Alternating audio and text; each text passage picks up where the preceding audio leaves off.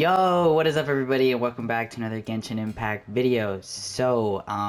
Yeah, I've been gone, unfortunately. So, I think, honestly guys, I've been gone just because I really haven't been crazy about posting anything, and I got Elden Ring, so I kind of just fell into the Elden Ring kind of thing, and I got really addicted to playing it. I did beat the game, so that's why I'm back now, I guess. But I also wanted to post some content. So we actually did get two new banners, that being the Raiden banner and the Kokomi banner, and I wanted to talk about them, and I'm gonna go over the 4 stars as well. And yeah, that's pretty much what's gonna be like the whole video. So hopefully you guys enjoy, and let's just get right into it. Alright, so the first banner is going to be Raiden. So if you guys don't know, I mean, I've covered videos on Raiden and Bennett. The rest of the other characters on this banner, like Kokomi and all of them, I haven't because I don't have them. I don't have Kokomi, and I'm not really sure entirely how she works, so I can't go too in depth about her. I just know she's kind of like a healer. I will talk about her a little bit since I do play enough of the game to kind of know. But with Raiden, I do have Raiden, so let's just talk about Raiden really quick. Like I said, I have a guide on her and everything like that. She is a very strong sub DPS character, and she's very free to play friendly as well. The only thing is her teams are kind of like very straightforward. She has a lot more teams now than before because, you know, as characters are in the game longer, people figure out what teams they work for and what teams they don't. And so she is definitely a solid character to pull for. Whether or not she's a must pull, I'm probably gonna have to say no, because she's not like Kazu or Venti or any of those broken characters. She is a very, very good character, however.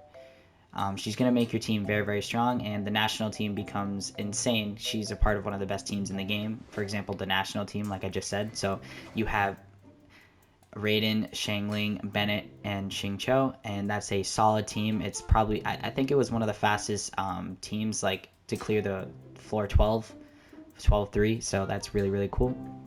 But yeah, Raiden as a character, she has good teams.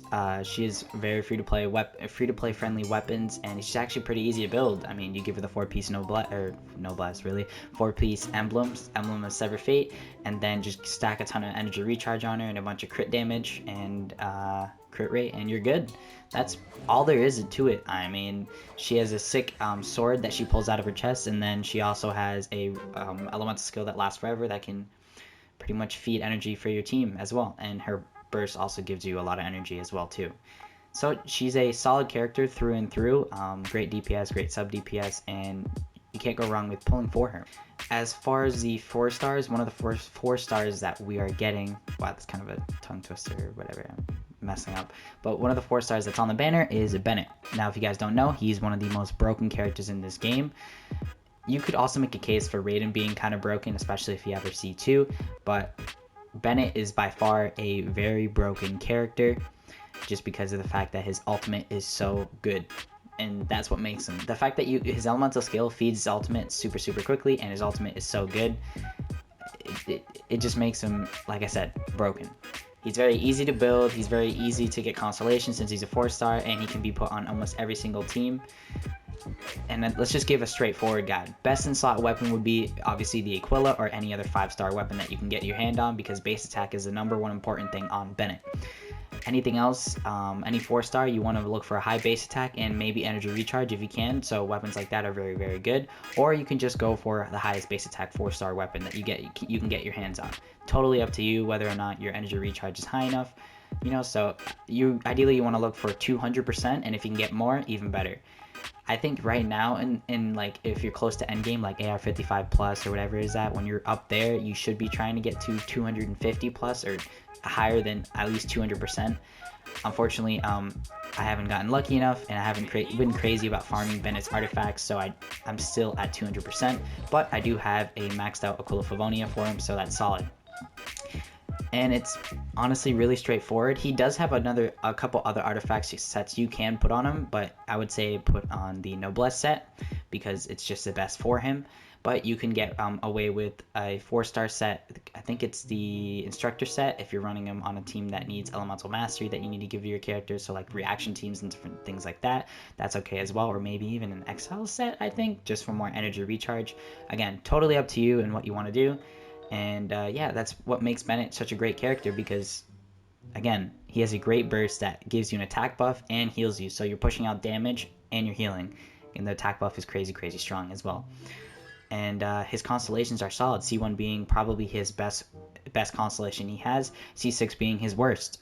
Don't get it, don't be me. I C6'd him, unfortunately, very early on into the game because I wanted it to look nice. But now that I realize it kind of sucks, because I can't use Bennett with a lot of characters, for example, Kaching or any other physical DPS in the game, which sucks, but it is what it is. Other than that, Bennett is a solid character, a great 4-star. You can't go wrong with pulling him. That's what really makes that banner so good, is these two characters, Raiden being on the banner and Bennett also being on the banner. In my opinion, that just makes it that kind of makes it so that you free-to-play players should summon on this banner, because you get two of the characters that are part of the national team, and they're both very strong characters in this game. They're solid. Now, and yeah, that's pretty much it for those two characters. Let's talk about the other 4-stars. Alright, so the other 4-stars I don't really use, so I'm not going to go too crazy in depth into them, but I do know that they're not the best characters in this game. It is quite obvious. So let's quickly talk about Xinyan and Kujo-Sara, if I can find them. Let's see what we got here. So Kujo-Sara is basically Bennett's worst version, kind of, if that makes sense. So she was supposed to take a role as another Bennett, but she honestly doesn't do that at all, because her attack buff, her attack buff again is decent. She's great with Raiden, solid character to run with Raiden Shogun if you have her C6, but if you don't have her C6, it's kind of hard to find a role for her, because Bennett just is better than her in every way. That doesn't take away from her. She's still a great character. If you really like her, go ahead, build her, because if you can get constellations for her, she's solid. She just gets way stronger with them, because this C6 makes your electric characters get 60% more crit damage, and that's insane, by the way. And that's what makes her probably like broken, in my opinion, if you have her C6 and stuff like that and run her on an electric team. I don't know why I can't speak, but regardless. So she's a solid character for as well as constellations, and as a 4-star, you can't go wrong. Like I said, she's not broken though. I think her C6 is kind of broken, but that's pretty much it. Her attack buff isn't really that broken. It's a good attack buff. It's not bad. It's just the way to apply it is very niche and kind of hard to pretty much do, especially if you don't have C2. In my opinion, I think the character kind of falls off, or it's tough to use when you don't have her C2, because her C2, if you guys don't know, applies a buff with just her elemental skill, and you don't have to aim in or anything. I'm pretty sure I'm correct in saying that. If I'm wrong, just let me know in the comments, but I think that's the case. Her buff applies with the elemental skill after, I think, and you don't really have to worry about it. Instead, like, you don't have to aim in and shoot a charge shot all the time to apply the buff. That's what I'm pretty much saying. The way to build her, I think it was the Emblem of Severed Fate set, probably, because that's honestly literally the set you put on half the characters in this game. So farm that domain if you're not doing it already. But regardless of that, she's very easy to build. She's like a sub DPS and a buffer at the same time. And her burst is very strong. And like I said, she's honestly just a balanced character in this game until you get to C6. Once you get to C6, that's where she kind of becomes sort of broken. Not like Bennett level or Zhongli or Venti or Kazuha level, but very strong 4-star, because when you're running around with electric characters, they get that huge crit damage buff. And I think that's I'm trying to make a solid case for why you can pull for her. As far as her best weapons go, it's probably like, not the sacrificial, it's probably this one, the stringless, because you're going to be using her burst all the time. I think that's really it. I don't know if she can use anything else. I mean, I guess you could use a Favonius or sacrificial if you need the extra energy or whatever, but regardless of that, that's pretty much it for Kujo-Sara. Alright, let's talk about Xinyan. So she's a little bit weird, kind of like she's in a weird state in this game where she doesn't really get much love. And I mean, I'm sure there's some Xinyan mains out there, but they're very rare. I mean, let's be honest here. Yes, I have her C6. Don't know why, but I do. And yeah, she's not a terrible character, but she's not like one of the best characters in this game. You know what I mean? Like, she's not at the top of the top or even the middle. I think she's kind of low tier. I mean, realistically in this game, you can make any character your DPS, and you can make them shine if you invest into them crazy. It's just that Xinyan, if you were to hyper invest or fully invest into her, she's obviously going to be at a lower tier compared to the other characters that you fully invest into as well, like the top tier DPSs. For example, Hu Tao. I mean, she's not even close to it. I know those are two different levels, but I know that's a 5-star comparing to a 4-star, but if we're comparing the 4-star Xinyan to Xiangling, you can clearly see the difference in damage here. Xiangling has that AoE Pyronado and that crazy team she can be run on, and Xinyan kind of has like this physical build and this Pyro ult that does good AoE, but most people build her as a physical DPS where she just spins around constantly and does a lot of physical damage. She's not a bad DPS by any means, but like I said, she's not one of the top ones, and you can run anyone else, really. I mean, even Yang Fei, I'm pretty sure is better than her, but again, I don't know. Most people run her as a physical DPS, but she is a Pyro character. I don't know. I've never really seen Pyro Xinyan, so I wouldn't know, and I've never built her. I can say that her constellations are pretty decent. They make her better as you go on. That's usually traditional with every 4-star, that their constellations just make them better. And I think her C6, yeah, see, so her stamina consumption for charge attacks is reduced, so that, yeah, that makes sense. So she can be used more for charge attacks than spinning around in a circle and doing a bunch of damage, which is not a bad playstyle if you like that, so go for it. And if you like Xinyan, again, I'm not telling you not to use her or anything. Go for it. Use her, make her your main DPS if you want. I don't really care. Do whatever you want. However you want to play the game, totally up to you. But I'm just saying, she's not like one of the best characters in this game, and it is quite obvious. But if you were going to build her, I think the straightforward build would probably be make her your main DPS. I don't really see any other part or place you can put her in. I don't even think she can be a support role. I've never really looked into it though. But yeah, let's talk about her as a main DPS. So it's going to be any of the best DPS weapons you can find, so Serpent's Bind being the best 4-star one, or the prototype Archaic, and then you have the, maybe even the Sea Lord, maybe? I don't even know, to be honest. I think that's really it. And then any other 5-star weapons, because 5-star great swords, there's not like a best in slot for Pyro characters right now, so any of the 5-star great sword weapons would be perfect for her. And you're going to build her as a physical DPS that spins around in circles and hits enemies, so you were going to need a physical goblet, crit damage, crit rate, etc. You know, her best set will probably be a 2-piece physical set, so 2-piece Pale Flame, 2-piece Bloodstain, just because, in my opinion, I think that's better, because a 4-piece set for Pale Flame is a little bit hard to farm sometimes, and trying to get a 4-piece set is harder than trying to get 2-piece sets, which will give you a perfect 50% damage, physical damage buff. And yeah, I mean, I could go into constellations, but it's nothing crazy, so more physical damage. And she creates shields as well too, so she's a shielder. Her shields are very weak though, so you really shouldn't rely on them. And yeah, that's pretty much it for Xinyan. Alright, so I think we've covered every character on the Raiden banner, and yeah, every character on the Raiden banner. But Kokomi's banner obviously is the same thing. It's all the 4-stars, just a different 5-star. So I don't have Kokomi, but I'm going to quickly pull her up right now and talk about her. Alright, so Kokomi is, again, she's not, I would say she's not really in a weird place anymore. When she first came out, she was, because people didn't really know what she could do and what she was for. Because realistically in this game, healers don't really have a place in this game. They're very weird. Like, just a straightforward healer is not good in this game. For example, Chi-Chi. I mean, that's a straightforward. Barbara. Those two healers right there, all they do is just heal, and you almost never see them being run on any of the meta teams or any teams in general. Now, there are some exceptions to those rules, but let's be honest here. Nobody really, or you never really hear anybody say, my favorite character is Barbara or Chi-Chi. Again, there are some people that do main those people, but they're not very common. You know what I mean? They're not very used that often. Now, if those are the only healers you have, it is what it is. Use them. But the second you get anyone better, for example, Bennett or Diona, sub those people in, because Chi-Chi might be one of the best healers in the game. It's just she only heals, and that's the problem with healers in this game. If all they do is heal, then you're better off running another healer that can do the same thing as well as help you push out damage. And that's really, really important in this game, is pushing out extra damage as much as you can.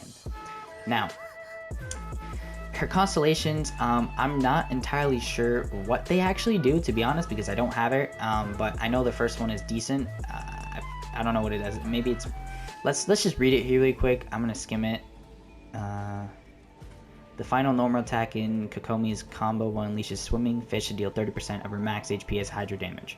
This damage is not considered normal. Okay, so you just do more damage on your final normal attack based on her HP, and she's an HP scaling character. It's quite obvious she's a healer.